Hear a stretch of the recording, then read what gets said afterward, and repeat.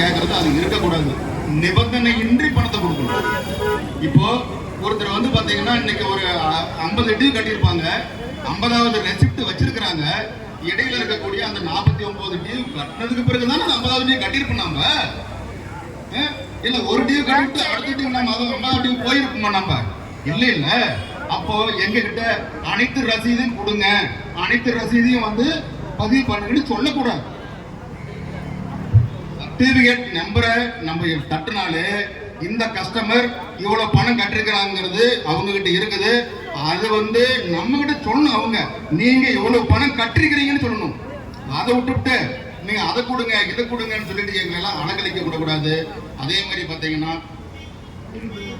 அதே மாதிரி இன்னைக்கு எத்தனையோ அரசியல் தலைவர்கிட்ட போய் நாமெல்லாம் போய் சொல்லும் போது அவங்க எல்லாம் வந்து கேட்டுட்டு கேட்காத மாதிரி போயிட்டாங்க. ஏதோ நாங்க பாக்குறோம் சொல்லிட்டு போயிட்டாங்க. ஆனா இன்னைக்கு நம்ம விவசாய முன்னேற்ற கழகத்தினுடைய தலைவர் ஐயா செல்லமணி ராசாமணி ஐயாவெல்லாம் வந்து கண்டிப்பா இந்த பணத்தை வாங்கி கொடுக்கற வரைக்கும் நான் உங்க கூட இருப்போம் அப்படின்னு சொல்லிருக்கிறாங்க. அதை வச்சு நம்ம இன்னைக்கு நிறைய வந்து போராடிட்டு இருக்கிறோம். எக்காரணத்தை கொண்டும் வந்து நம்ம அதை அவங்களுக்கு கரம் கோத்து இன்னும் இருக்கக்கூடிய நம்மளுடைய கூட வேலை செஞ்ச ஏஜென்ட்டுகளை முன்ன ஒருங்கிணைச்சு கூட்டத்தை பெருசுப்படுத்துவோம். அப்படி பெருசுப்படுத்தினாதான் அவங்க பேச இன்னும் கொஞ்சம் ஆர்வமா பேசுவாங்க. ஏன்னா கூட்டம் நிறைய இருக்குதுன்னு சொல்லிட்டு நாம